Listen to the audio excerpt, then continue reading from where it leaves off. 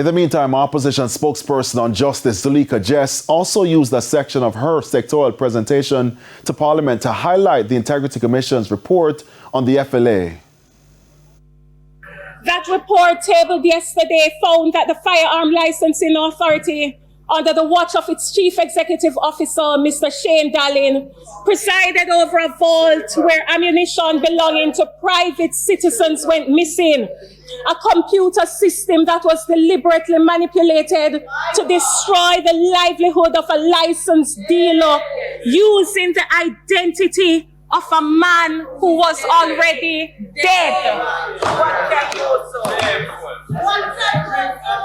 And a server whose catastrophic failure conveniently erased the very evidence that would have identified who gave the order.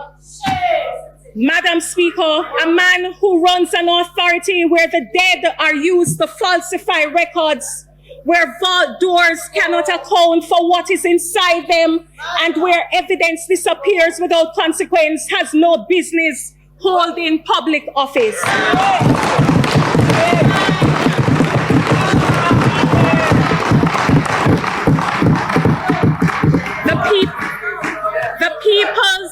The People's National Party therefore calls unequivocally and without reservation for Mr. Shane Dalling to resign immediately.